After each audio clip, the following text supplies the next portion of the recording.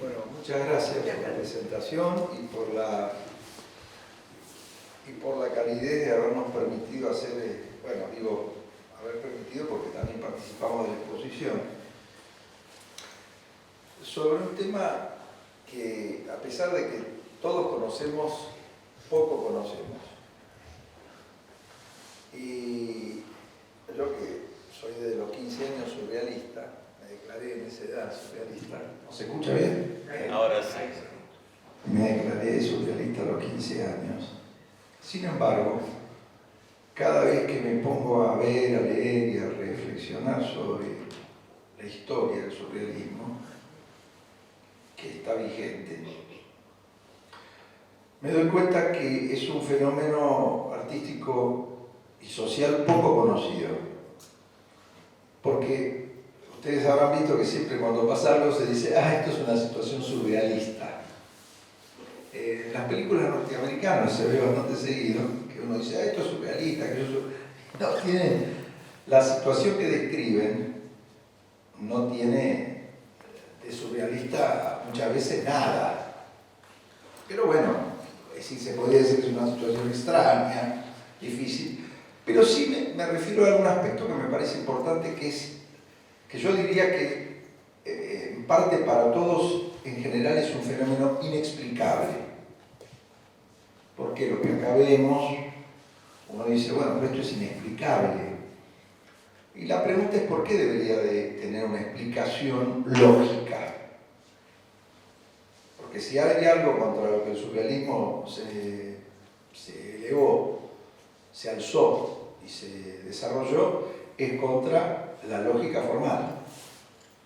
Porque la lógica formal es la que llevó a las dos primeras guerras mundiales, que hizo nacer a Dada, como ustedes saben, que es el fenómeno anterior al surrealismo, en 1916, y que de alguna manera fue el prolegómeno, la preparación, el paso inicial para lo que después fue el surrealismo, que con Dada no, tiene que ver y no tiene nada que ver.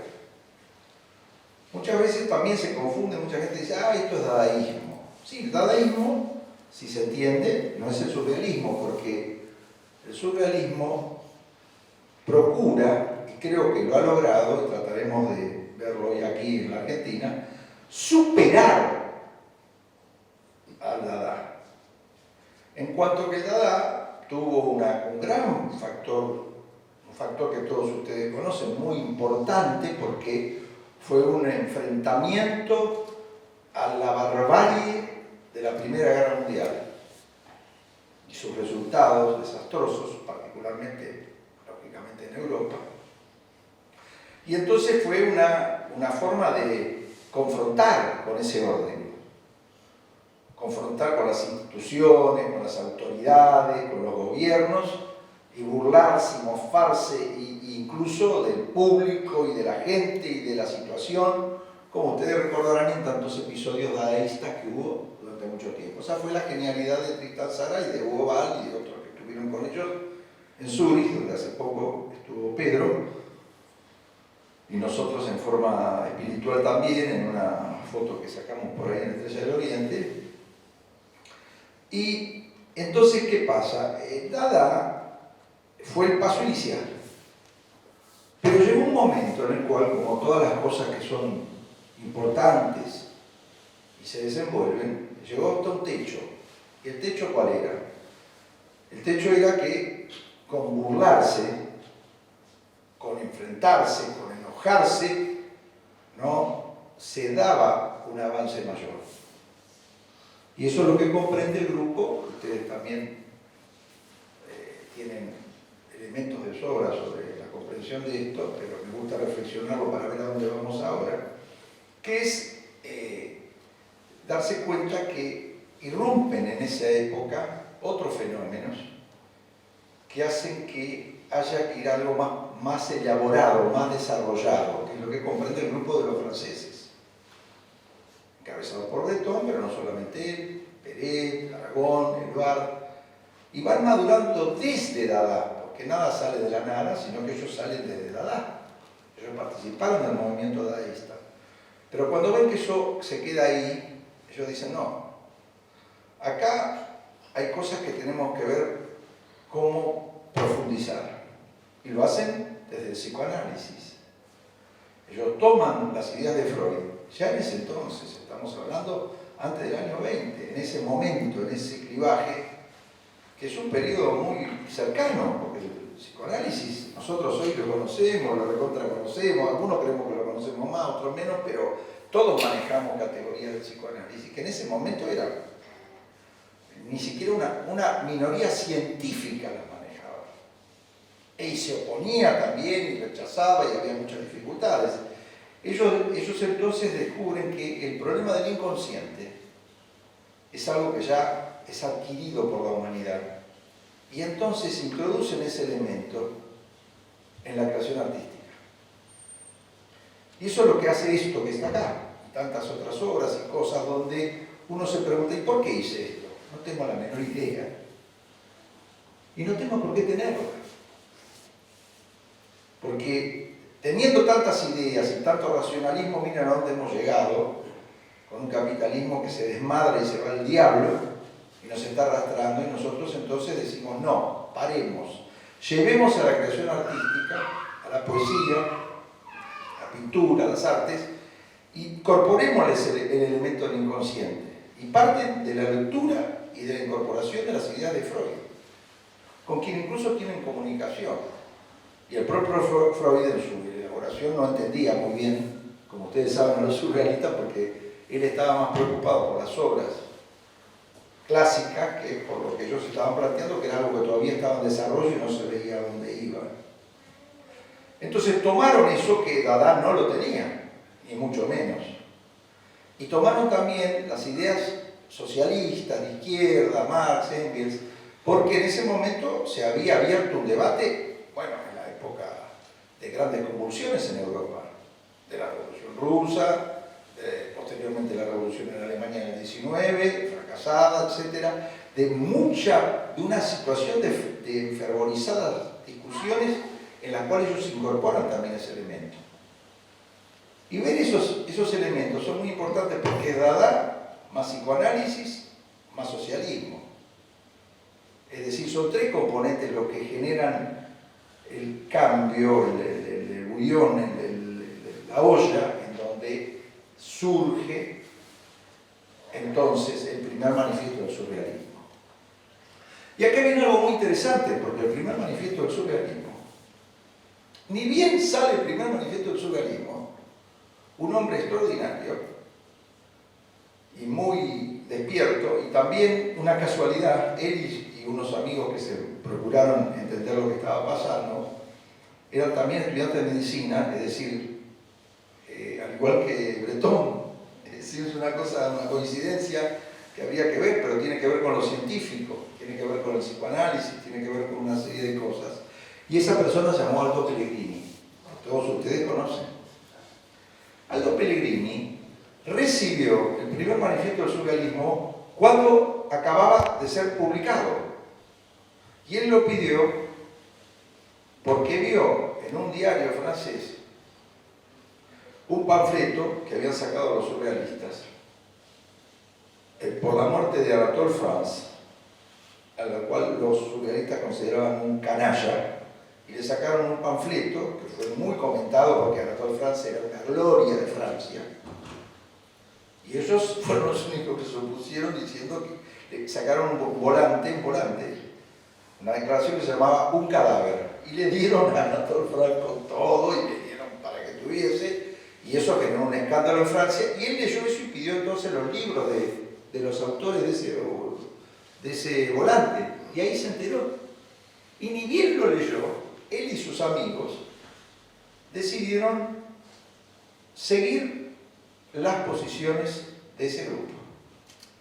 Y estamos hablando, yo he tenido acá, tengo unos cuantos apuntes que voy leyendo así desordenadamente, pero los amigos se llamaban Marino, además, bueno, por supuesto, Aldo Pellegrini, Marino Casano, Elías Peterbar y David Sussman, todos estudiantes de medicina. No tenían 20 años, eran muy jovencitos, al igual que el grupo surrealista, que también era muy joven. Y esto desemboca en poco tiempo después, al momento de salir el segundo manifiesto del surrealismo, con la publicación de la primera revista surrealista en toda América Latina. Fue la revista Que salió el primer número en 1928 y el segundo en 1930. Es decir que el único país de América, de las dos Américas, porque en América del Norte tampoco, fue, no dice América del Sur para referirse a que se hablaba, incluyendo el portugués de Brasil, el castellano, pero América del Norte tampoco había sacado nada. En toda América fue el grupo de Aldo Pellegrini. Es decir, que tuvieron desde el principio. Entonces es interesante, porque acá la pregunta, es decir, el surrealismo sale de Dada, incorpora estos elementos, la pregunta es la siguiente. Entonces, ¿hubo surrealismo en la Argentina? Sí, claro. No solamente hubo, sino que es el primer país donde empezó fuera, en el continente americano, fue en Argentina. Fue el grupo de Aldo Pellegrini.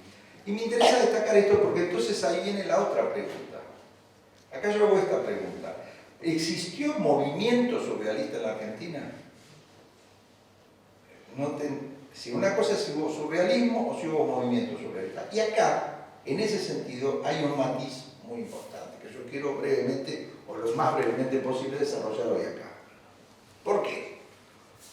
Porque desde el primer número de la revista que hemos leído y analizado y estudiado, Pellegrini plantea una visión particular y personal del surrealismo.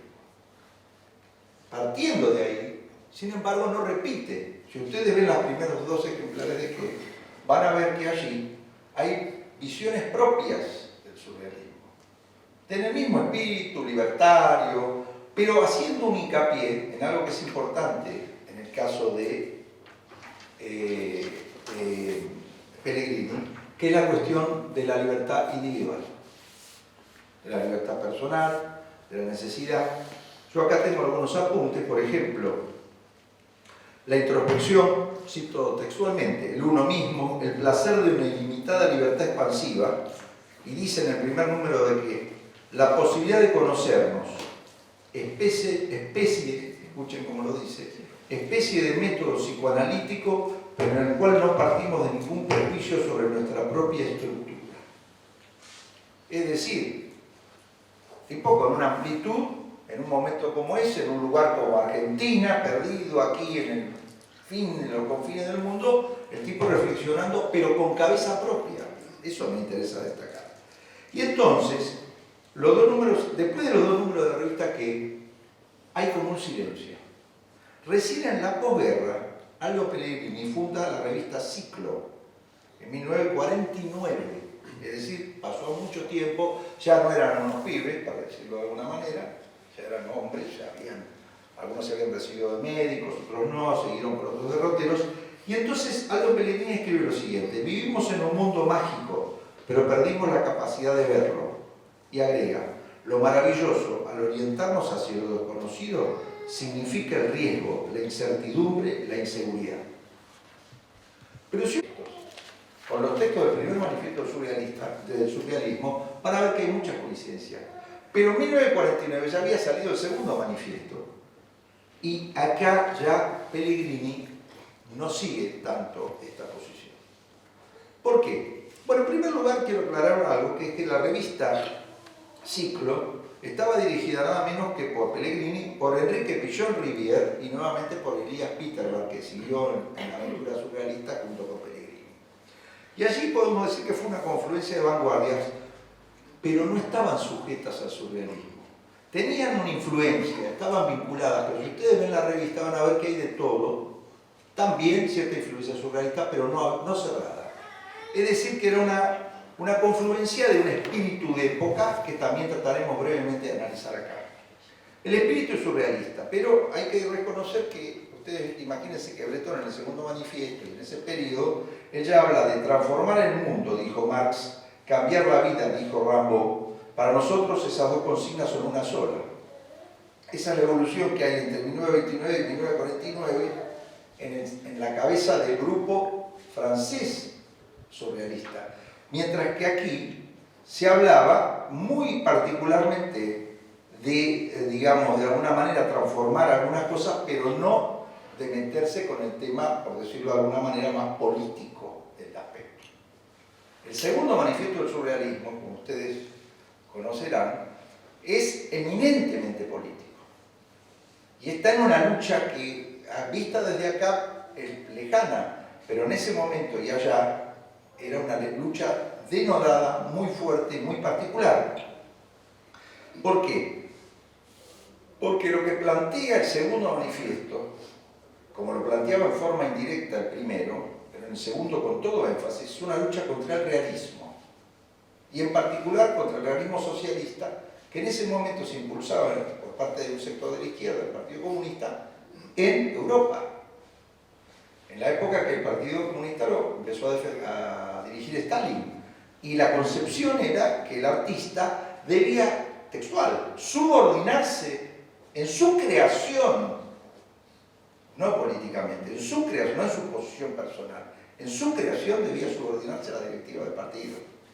Es decir, que en ese momento, cuando estos se enfrentan, se estaban enfrentando a una situación muy difícil, porque lógicamente el peso de la Unión Soviética, el nuevo rumbo de la situación revolucionaria en toda Europa, la situación de las entreguerras era esto. Es decir, se venía la Segunda Guerra Mundial y se olía en el ambiente.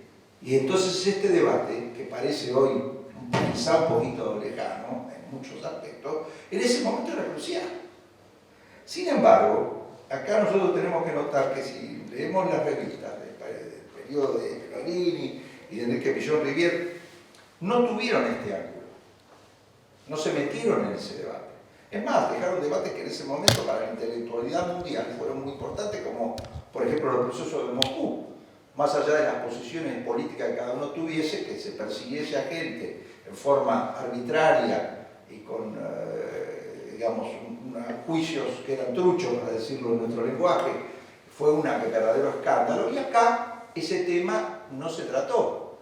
Primero por una lejanía, y segundo porque yo creo, es una reflexión que invito a pensar, no es que tenga una absoluta, como digamos, posición tomada, pero creo que un elemento que influyó mucho es el hecho que en el grupo de Pillon Rivière y todo lo demás, confluían sectores.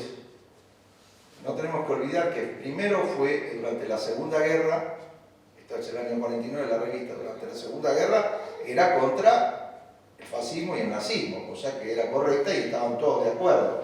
Pero después viene el tema del peronismo y ahí también hay un giro donde las posiciones fueron muy similares tanto en el grupo que defendía aquí el realismo socialista como los que defendían el surrealismo.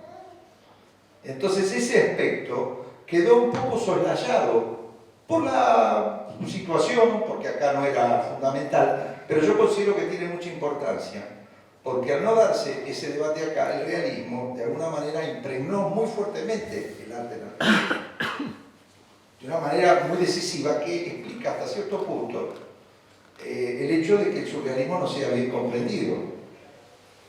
Está bien que eso es un tema que, digamos, una vez, hace poco leí una cosa que en un reportaje radiofónico que había dado Breton, contaba que en la época que ellos lanzaron el surrealismo, que era la época de auge, del mayor empuje de ellos, y dice, nadie nos daba bolilla, para decirlo en lenguaje porteño, nadie nos prestaba atención. Es decir, uno siempre piensa, bueno, el grupo le da... No le daban ninguna atención, es decir que no es, por eso digo que no es una cosa menor que aquí tampoco hubiese un mayor interés en ese debate, producto de una circunstancia que yo creo fue una casualidad. El hecho de que conviviesen en este mismo espacio general sectores que tenían, si bien no el mismo punto de vista, cierto punto de vista en materia política general del país. Es una hipótesis que yo dejo planteada porque hasta ahora, de lo que yo vi, nunca se trató de esto. Quiero decir que al mismo tiempo ocurrieron otras cosas interesantes, porque mientras que Pellegrini desarrollaba esto, un sector también vinculado a la izquierda, en Argentina, de gente muy talentosa, poetas muy inteligentes, intentó una vía distinta a la del realismo socialista, aún teniendo vinculaciones con el Partido Comunista, con la izquierda que estaba por el realismo, con lo que sería, digamos, lo que ustedes conocen, Castelnuovo, etcétera, etcétera, etcétera. Y entonces acá es importante destacar, quiero destacar de manera muy especial a un querido amigo personal nuestro, que es Carmelo Ardenquín. Carmelo, a quien tuvimos el gusto, el honor y el placer de conocer, era un gran poeta.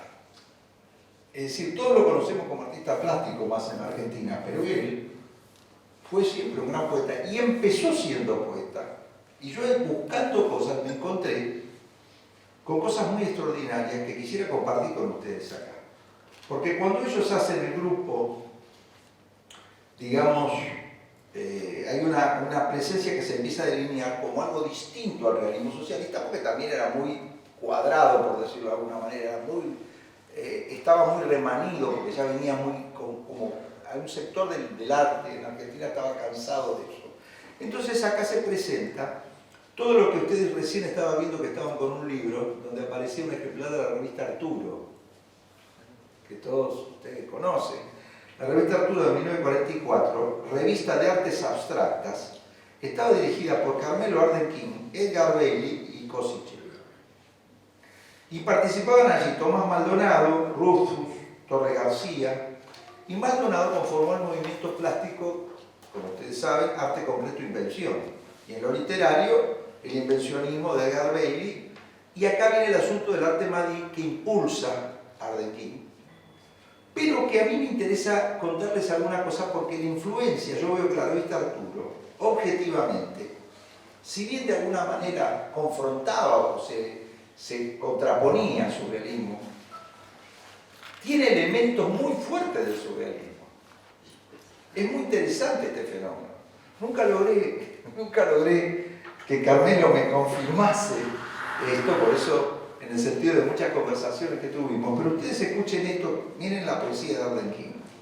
En 1955, en un libro que se llama Esegor, querido Carmelo, quien aquí está, la querida esposa y compañera de él, presente, y me va a dejar, ella conoce estos textos, pero fíjense lo que escribe. Plumas ondulantes que me hacen recordar el origen y la levedad. Frases como esta otra. Subí a la colina de los racimos y presencié la fuerte ascensión de la noche. Las rocas son los caballos, el agua que avanza los ejes. A pesar de dispersa y extraña, la he visto, la he reconocido entre los fanáticos de las islas. ¿Qué tal? Dígame si acá no hay una fuerte impronta surrealista en Carmelo. Y entonces todo este fenómeno se va desarrollando en otras aristas. Por ejemplo, en el 48, Juan Jacobo Bajardía funda la revista Contemporánea. Y allí están Francisco Madariaga, Juan Carlos Lamadrid, un gran poeta también, Edgar Bailey, Raúl Gustavo Aguirre, Osvaldo Ganassini, Miguel Brascó, gran poeta también, Alberto Banasco, gran poeta y escritor. Y estos poetas reconocen la importancia del surrealismo e incorporan la visión de Breton de 1942. No tomaron la del segundo manifiesto, pero sí la de 1942, cuando Breton escribe, como ustedes recuerdan, los prolegómenos a un tercer manifiesto del surrealismo, o no, lo tituló así, porque no estaba seguro si podía ser un tercer manifiesto, donde plantea la superación del puro automatismo. Y entonces todos estos poetas dicen, sí, estamos de acuerdo, no puede ser solamente automático, se puede corregir, se puede pulir la piedra. Es un salto en Breton y es un salto en Argentina, de un sector que era cercano a su. En muchos otros poetas ustedes pueden encontrar también influencia del surrealismo, no me voy a extender, Oliverio Girondo. En la más médula es una creatividad y una revelación del inconsciente que solamente puede tener vinculación con la influencia directa o indirecta del surrealismo. Y así otras cosas. Pero yo acá no me voy a extender mucho más, hay muchas cosas que podríamos compartir, pero no quiero abrumar porque también tiene que hablar mi amigo Pedro y vamos a dialogar también porque acá hay mucha tela para cortar. Pero bueno, está la revista A Partir de Cero en el 52, Enrique Molina, Pellegrini, Carlos Latorre. Lo menciono para ver cómo hay una continuidad, una gran producción en el terreno vinculado al surrealismo. A Partir de Cero, de 1952, así se llamaba la revista, hay textos de la gran poeta y pintora surrealista que ahora ha sido resucitada por el canon artístico mundial porque se le dio la gana, porque hasta ahora no le daban ni 5 de bolilla, que es la gran Leonora Carrington. Ellos en el 52 estaban poniendo obra de ella en la revista A Partir de Cero, y textos de Antonín Artaud, traducidos por Olga Orozco, por Julio Ginasi y por el propio Pellegrini. Hay collage de Enrique Molina aquí, y Pellegrini hace algo que hasta ese entonces nunca había hecho, y por eso lo anoté, que es ataca a los reconocidos escritores del establishment argentino, en forma abierta, todo, diciendo esto, aquello, lo otro, es decir, buscando de alguna manera generar una reacción en la juventud, mover el avispero intelectual en Argentina. Y después en la revista Boa, que fue fundada por Julio Ginás y Francisco Madariana, que ya se vincula en 1958 a los grupos neosurrealistas, que se arma una rama en Francia, que es el grupo de Edouard Jaguer, y ahí escribieron, por ejemplo, Francisco Paco Urondo sus primeros poemas. Es decir, fíjense hasta qué punto influía todo esto en el aire de cosas que fueron después cercanas a nuestra época. Estaba Rodolfo Alonso, Antonio Porquia, que fue un gran y bastante... Antonio Porquia fue leído por Bretón y lo ensalzó. Y acá hoy no se lo recuerda, o no se tiene tan presente, o se lo consideró en algún momento un poeta menor. Sin embargo, gente que produjo muchas cosas interesantes. Y las reproducciones de obras de Marta Pelufo, de Víctor Schaff, de Rómulo Macchio y de Clorindo Testa. Todo esto formaba parte de revistas que se reivindicaban del surrealismo en Argentina. Se reivindicaron. Bueno, quiero decir con esto que nunca dejó de haber una posición vinculada al surrealismo, y es por eso que esto no es una casualidad. Lo que estamos acá no es una casualidad. Recién en la década de los 90, del siglo pasado, porque acá hay que recordar que pasamos de siglo, se realizó en la Argentina, algunos de ustedes a lo mejor participaron o lo recordarán, unas grandes jornadas sobre el surrealismo en Argentina. Fueron las más grandes que se hicieron acá, y el que las organizó fue alguien, ahora voy a comentar algo, pero que se llama Jean Pugiat, quizá Rupi Claire lo conozca, Jean, no sé, bueno, pero lo explico para todos los demás. Jean fue el que era cónsul argentino, cónsul francés en Argentina, y organizó una grande jornada con el auspicio de la embajada. Vinieron muchos de los viejos representantes del surrealismo, los poetas de acá, el grupo de Pellegrini, la gente, bueno, fue muy bueno. Y quiero contar algo interesante. Jean Pugiat fue el que presentó nuestra película La ballena en París, en la Maison de l'Amérique Latine, cuando la dimos. Él fue el que se interesó por la película, la impulsó. Quiero decir que hubo una continuidad de trabajo y de vasos comunicantes que nunca cesa. Esto es lo que me interesa destacar.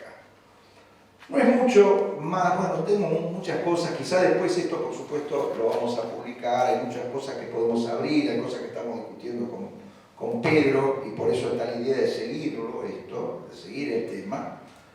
Pero lo que sí quiero decir es que nunca dejó jamás actividad artística hasta el día de hoy. A mí me interesa incluso destacar algunos aspectos que son menores, pero lo estuve pensando, ¿no? Ustedes fíjense, les voy a decir una cosa absurda, pero si ustedes piensan, no sé si ustedes recuerdan un programa llamado Titanes en el Ring. ¿Recuerdan ese programa de Caradagian? En ese programa había un señor que pasaba con una barra de hielo, no sé si ustedes recuerdan, una barra de hielo en el hombro, mientras estaba por hacer una pelea o estaban peleando, y nada, nunca hubo una explicación. Había dos viudas, o tres, no me acuerdo cuántas eran. El hombre de la barra de hielo. El hombre de la barra de hielo y las viudas que se sentaban en un lugar. Esas son actividades netamente surrealistas. ¿Y por qué lo menciono? Porque Caradagian no era surrealista. Pero el aire del surrealismo es lo que lo animó a él a hacer eso. Si no, no se explica. Y no solamente a él, sino a todos los que nos divertimos y nadie le preocupaba preguntarse por qué venía la barra de hielo. Ahí viene, es un triunfo sobre el realismo, porque en el realismo entre comillas, lógicamente, entendido como una cosa estrecha. ¿Por qué? Porque si nadie se lo preguntaba era porque a nadie le importaba un bledo si tenía una razón de ser o no, sino si jugaba en algo. Y lo menciono porque es algo completamente ajeno a todo esto que vinimos señalando ahora. Y como eso hay tantas otras cosas, por supuesto Cortázar sin el surrealismo no hubiese existido. Alejandra Pizarnik tampoco, no me puedo extender mucho lo que podemos ver sobre eso. Pero en todos ellos mismos, Cortázar lo reconoció expresamente. Y si ustedes se ponen a ver, La Maga es una derivación de Nazda de Breton. Y así sucesivamente las influencias son muy fuertes en la historia de nuestra literatura, de nuestra poesía y de nuestra plástica también. Termino diciendo esto. Creo que no es casual que estemos haciendo esto, que tiene la repercusión que va pudiendo tener y esperemos que podamos hacer algo de continuidad porque es un aporte muy alto el que ha hecho el surrealismo al arte argentino, aunque todavía no ha sido, no diría comprendido, porque comprendido puede ser, pero sí rescatado en su significación. Yo me anoté una cosita acá con la cual quiero terminar, que es un pequeño párrafo de un poema de Aldo Pellegrini, que me parece que tiene que ver con el futuro.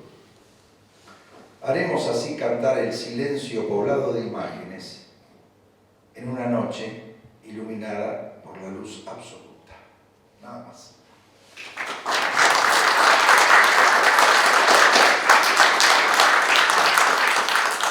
Todos nosotros nos sentimos como en casa, porque la fuerza de esta muestra que entramos aquí y nos encontramos con los amigos, cada cuadro es un amigo y cada cuadro recuerda un momento de la vida de cada uno, aunque uno no haya conocido los personajes, porque habla de uno mismo y refiere a alguna anécdota o alguna cosa, ¿no?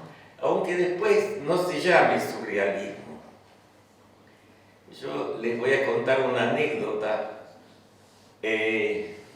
Un día Bioy Casares me invita a su casa, a Barrio Los Troncos, en Mar del Plata, que es una casa que era de Silvina Ocampo, que eran dos casas gemelas traídas de Suecia, y una de ellas, la de Victoria, se transformó en la casa de Victoria Ocampo en Mar del Plata. Me invita a tomar el té, porque yo lo conocí, era fotógrafo y hablábamos mucho de fotografía con él.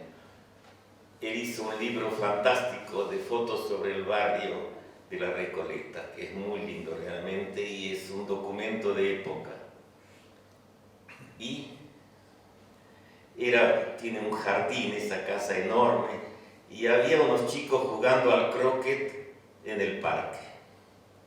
Una tarde soleada maravillosa, ¿no?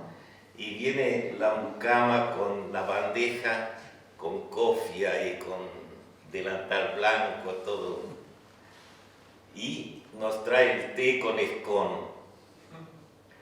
Y cuando se va, se larga una lluvia sobre la glorieta donde estábamos sentados nosotros, y en el jardín seguía el sol, y los chicos seguían jugando al croquet, y nosotros teníamos nuestra lluvia privada con Bioy Casares solo para nosotros. Bueno, ahora esto se llama surrealista, pero eso solo pudo haber sido como Archimboldo, que era surrealista antes de que se invente la palabra. Fue un gran pintor surrealista porque después se inventó el nombre, pero ese espíritu no va a morir jamás, porque es eso que, como la verdad mutó hacia la ciencia, entonces eso no tiene una fórmula que pueda explicarse, ni tiene una explicación científica verdadera de hoy, pero es algo que es un ingrediente humano que no hay manera de que ese ingrediente humano se borre. Es parte de la humanidad, esa humanidad que no va a morir jamás, llámese como se llame. Eso quería decir. Muchas gracias.